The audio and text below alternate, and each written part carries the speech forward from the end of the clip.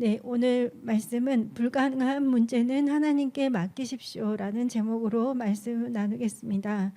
본문 말씀은 사무엘상 17장 45절에서 49절입니다. 네, 다윗이 블레셋 사람에게 이르되 너는 칼과 창과 단창으로 내게 나아오거니와 나는 만군의 여호와의 이름 곧 내가 모욕하는 이스라엘 군대의 하나님의 이름으로 내게 나아가노라. 오늘 여호와께서 너를 내 손에 넘기시리니 내가 너를 쳐서 내 목을 베고 블레셋 군대의 시체를 오늘 공중의 새와 땅의 들짐승에게 주어 온 땅으로 이스라엘의 하나님이 계신 줄 알게 하겠고 또 여호와의 구원하심이 칼과 창에 있지 아니함을 이 무리에게 알게 하리라. 전쟁은 여호와께 속한 것인즉 그가 너희를 우리 손에 넘기시리라.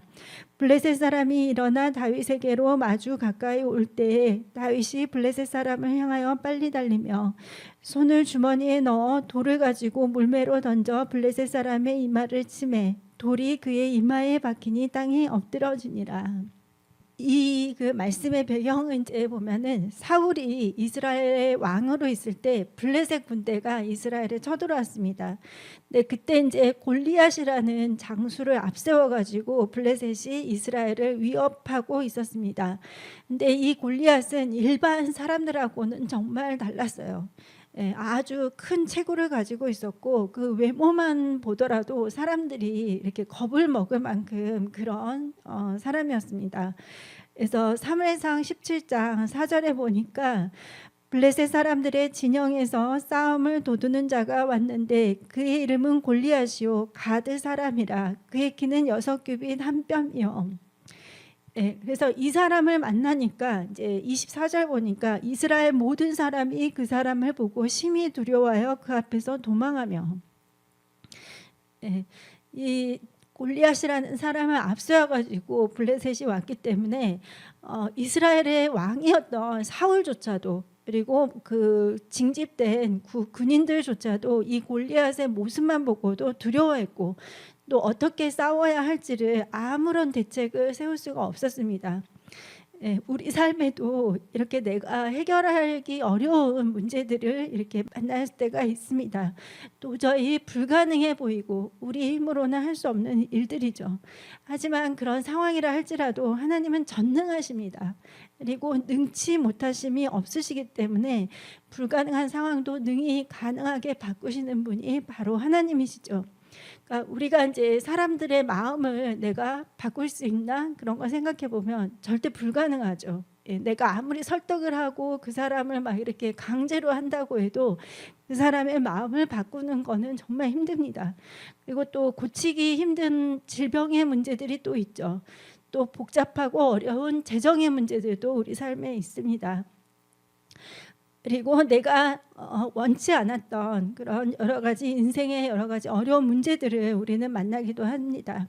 하지만 아까도 말씀드렸지만 우리가 섬기는 하나님은 살아계시고 그리고 전능하셔서 모든 일들을 능히 바꾸실 수가 있는 분이십니다. 그거를 이제 증명하는 책이 바로 성경이죠. 그래서 우리가 성경을 읽을 때 하나님에 대한 신뢰와 믿음이 더 깊어질 수가 있습니다. 오늘 본문에서 이제 이스라엘 백성이 이 골리앗이라는 불가능해 보이는 문제를 만났는데 그러면 이 골리앗은 어떠한 존재인지를 한번 보겠습니다. 첫 번째 골리앗은 가드 출신의 아낙 자손, 즉 거인족의 후예였고 매우 자만심이 가득한 사람이었습니다.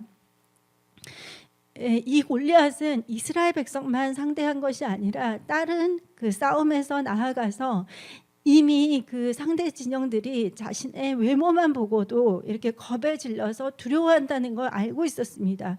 그래서 내가 능히 너희들을 멸할 수 있다 하는 자신감이 정말 가득 차 있었어요.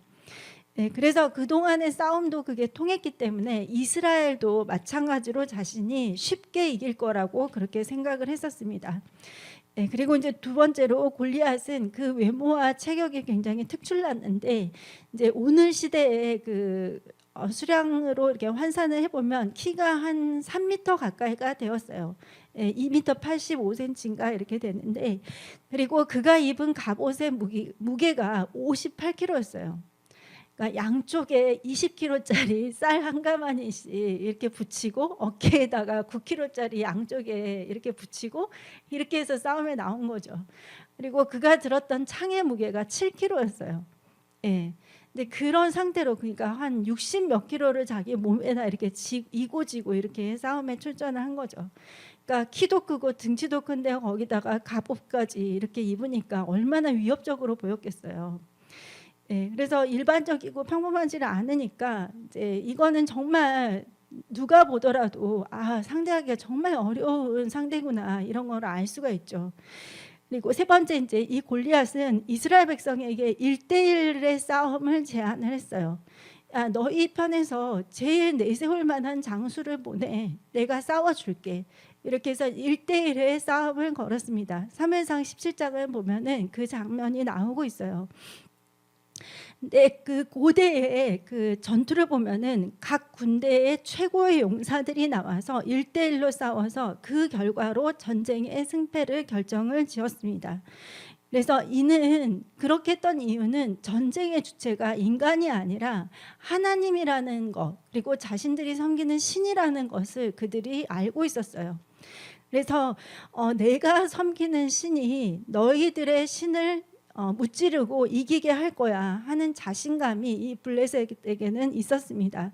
그러니까 이 싸움이 어떻게 보면은 그냥 나라와 나라의 싸움처럼 보이지만 결과적으로는 이게 영적인 싸움이거든요. 예, 하나님을 이기고자 하는 이방의 신들이 이제 하나님께 도전을 해온 것이죠. 예, 그래서 이제 이 골리앗은 이스라엘의 군대를 모욕을 했습니다. 근데 이거에 대해서 사울과 그 백성들은 아무 말도 하지를 못했어요.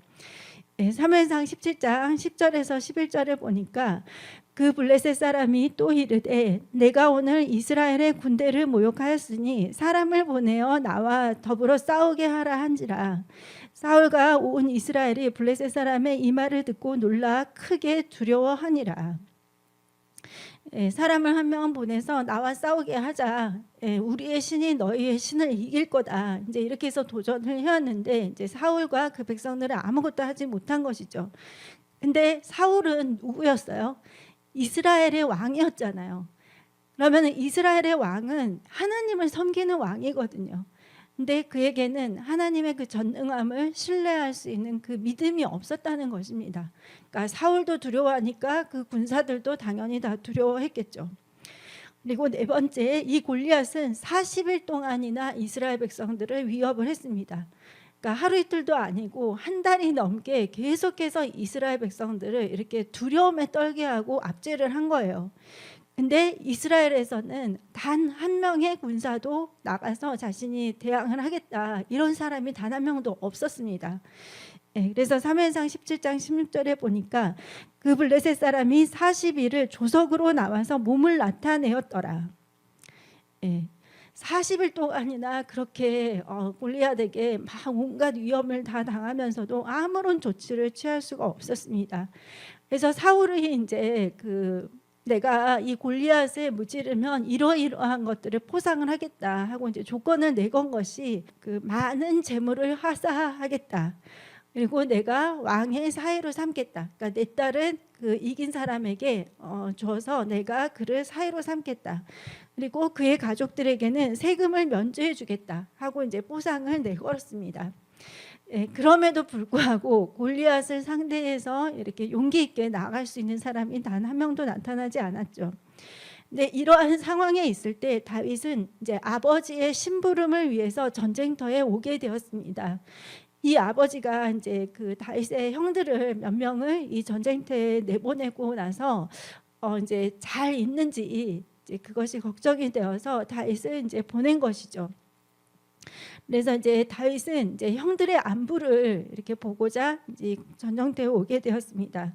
근데 이제 그 다윗이 갔던 그 전쟁터에는 그 엘라 골짜기라고 해서 그 골짜기 주변에는 냇물이 흐르는 그런 환경이었었어요. 예.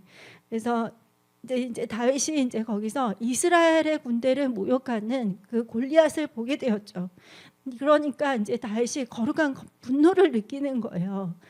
이방인이 다른 것도 아니고 이스라엘의 군대를 모욕하다니. 그러니까 이스라엘의 군대를 모욕했다는 것은 바로 살아계신 하나님을 모욕한 거하고 다를 바가 없었거든요. 그러니까 이제 다윗이 내가 나가야 되겠다 이런 결심이 섰습니다. 예. 근데 이제 여기서 좀 재밌는 사실이 있어요. 예, 다윗은 왜 골리앗을 두려워하지 않았을까? 예, 왜냐하면 다윗은 이러한 싸움을 이미 해봤었습니다. 예, 그래서 다윗은 이제 외모가 그 17세, 18세의 소년이었기 때문에, 그러니까 딱 저희 아들만 하더라고요. 예, 그 아들만한 그 아들이 이제 골리앗을 상대하러 이렇게 나간 거예요. 근데 결코 이렇게 두려워하거나 무서워하지 않았어요.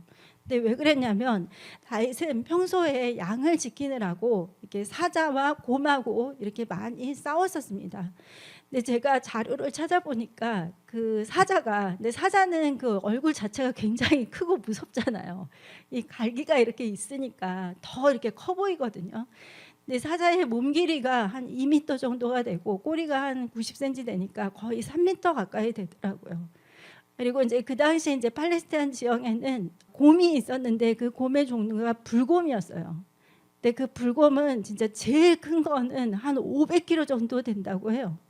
그러니까 100kg 되는 사람이 5명 모인 크기가 그 불곰의 크기가 되는 거죠.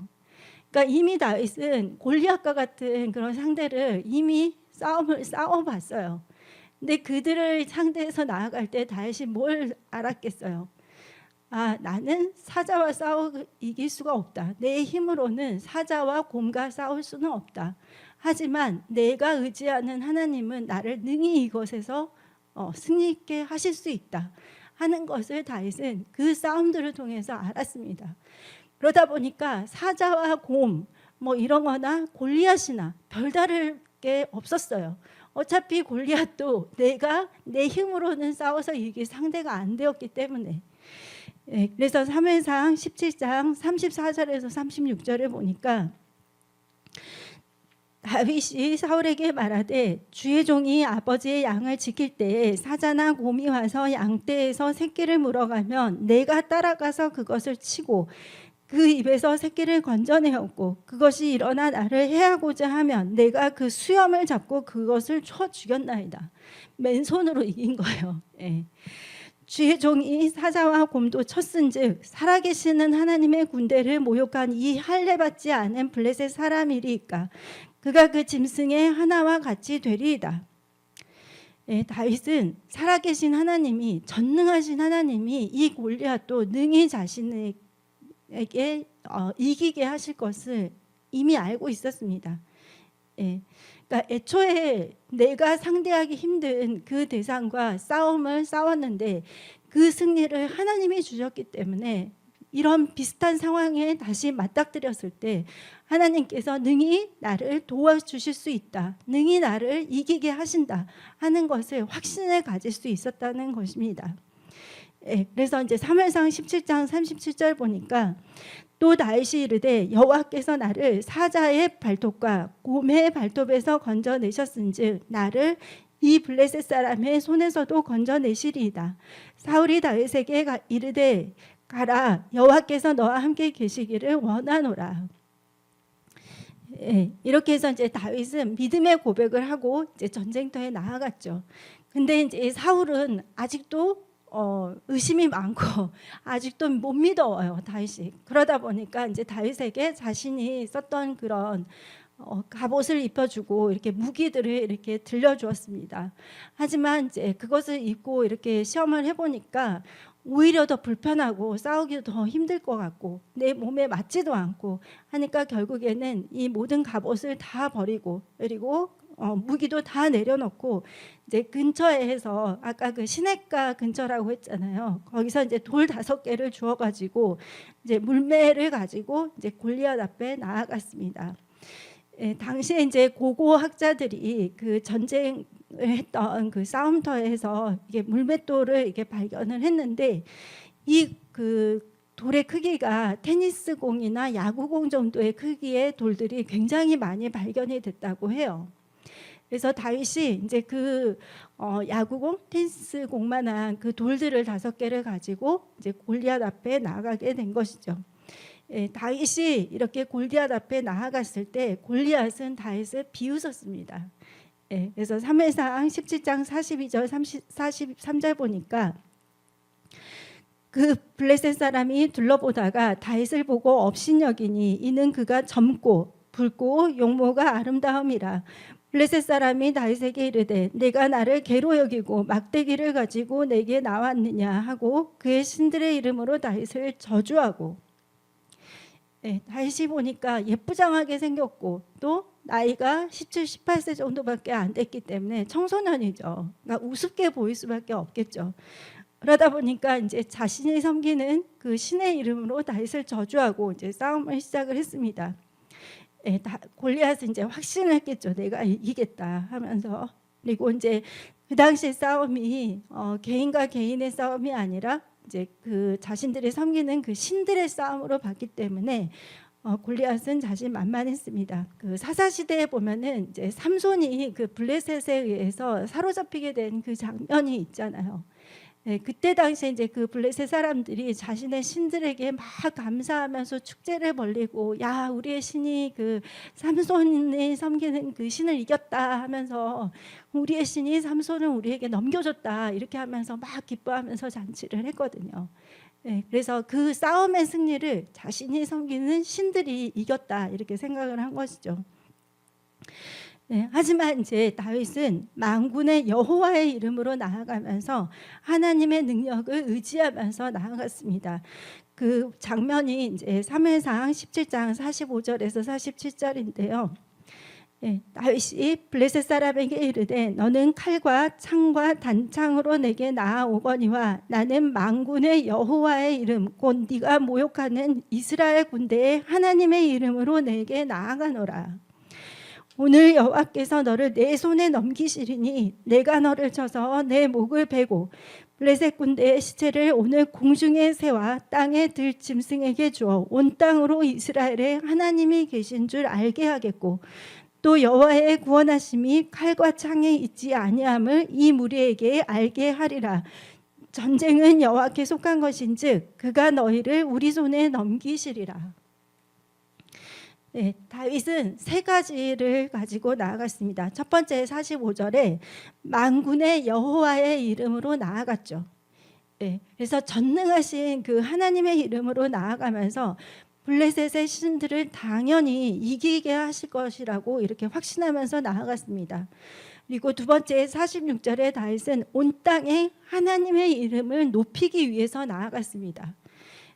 골리앗과 그 블레셋의 군대들이 40일 동안이나 이스라엘 군대를 모욕했잖아요.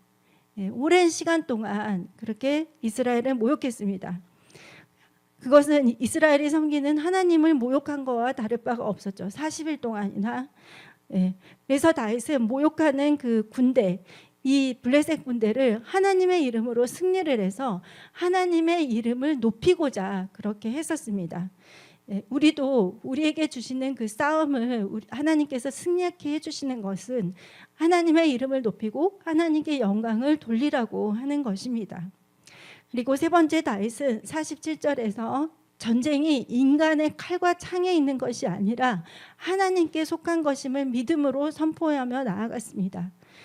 다윗이 담대할 수 있었던 것은 이것이 나의 능력으로 싸울 수 있는 싸움이 아니라는 것을 알았기 때문입니다.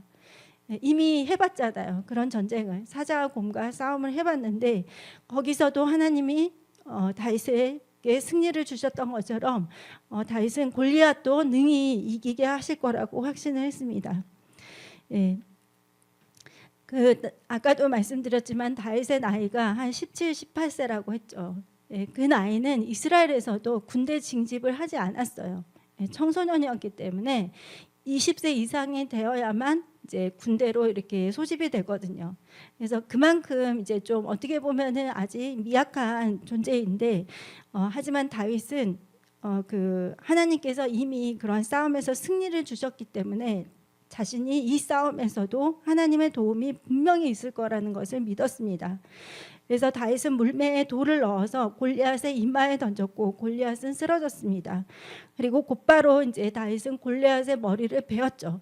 그때 당시에는 이제 그 상대방의 그 적군의 머리를 베는 것이 이제 승리를 완전히 기강을 확 잡는 것이었기 때문에 그렇게 했고, 이렇게 해서 다윗이 이기니까 이스라엘 백성들은 블레셋 군인들을 쫓아가서 그들을 물리쳐서 이제 큰 승리를 거두었습니다.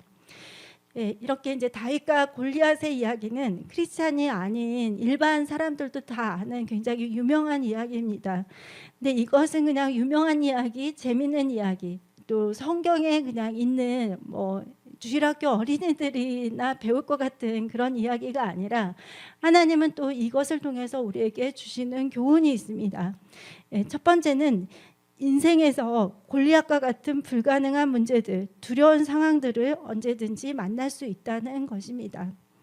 예, 다윗은 그 들과산에서 양을 치는 목동일을 하면서 곰과 사자와 맹수들과 마주치는 어려움을 겪어야 했습니다.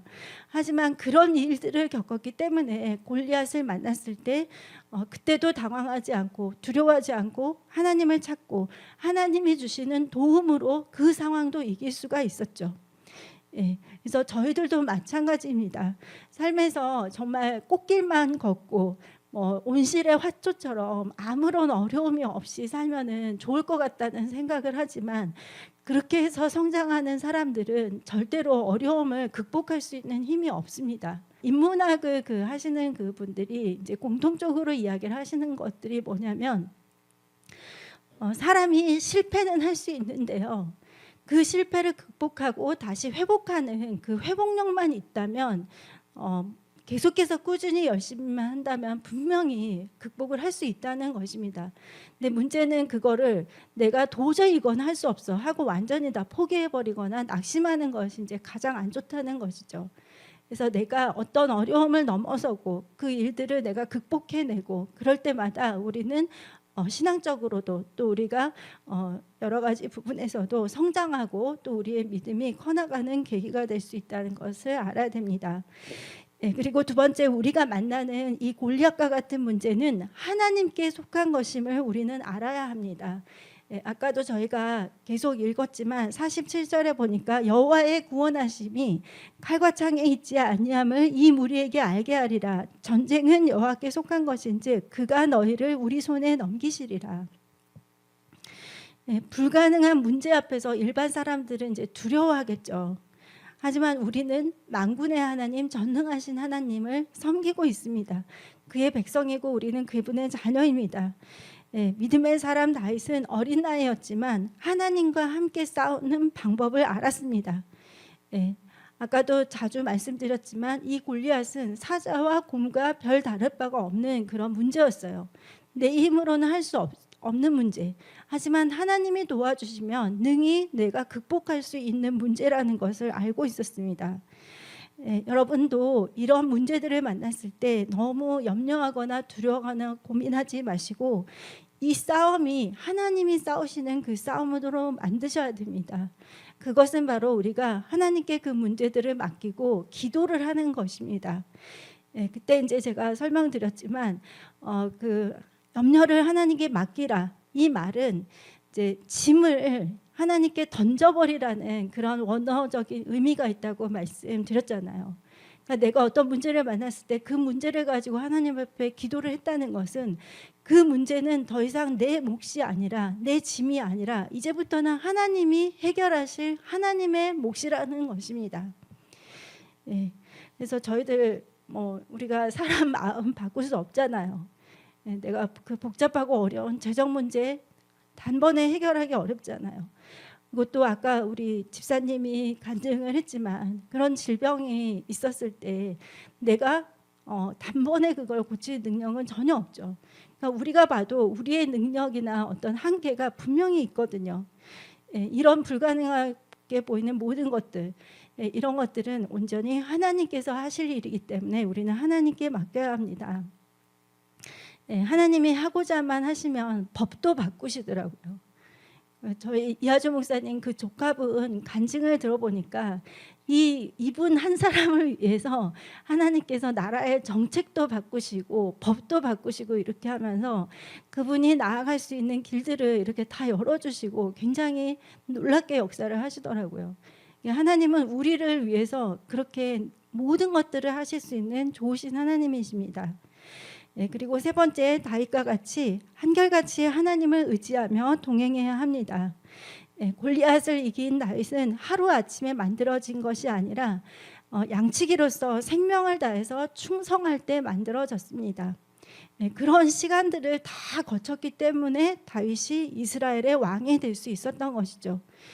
다윗의 형들은 왜 저런 어린아이에게 사무엘 선지자는 기름을 붓는 거야, 그냥 이렇게만 생각하고 질투를 했을 수도 있지만, 다윗은 어린 시절, 청소년의 시절에도 계속해서 밤낮을 가리지 않고 양을 쳤고, 그리고 곰과 사자와 싸우면서 그 양들을 지켰습니다.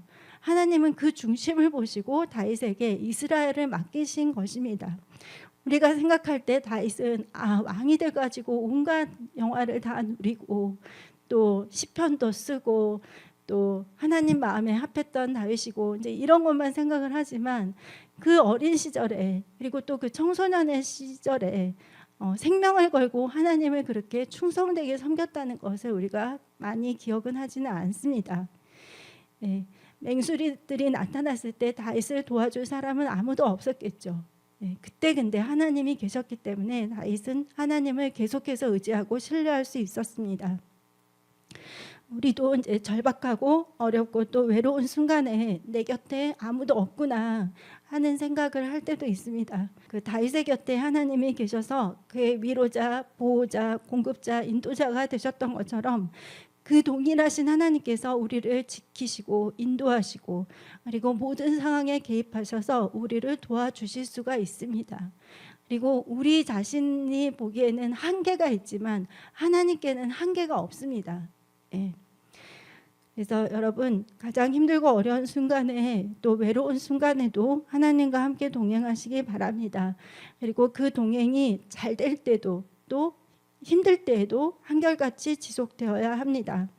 하나님은 우리를 다윗과 같은 승리의 삶으로 그리고 하나님의 영광을 우리 삶에 나타낼 수 있는 삶으로 인도하시는 좋으신 하나님, 위대하신 하나님이십니다. 그래서 여러분, 이 4월도 그 좋으신 하나님과 함께 동행하면서 또 봄을 또 여러분 시야를 돌려서 좀 봄이 이렇게 오는 그런 것들도 좀 보시면서 하나님께 감사하시고 또 나에게 건강을 주셔서 이렇게 또 새로운 계절을 맞이하게 하셨구나, 또 이렇게 예배드리게 하셨구나, 이렇게 감사하시면서 승리하는 한 주간 되시기 바랍니다. 기도하겠습니다. 찬양하리 주 예수 주님 위에 순교까지 하리라.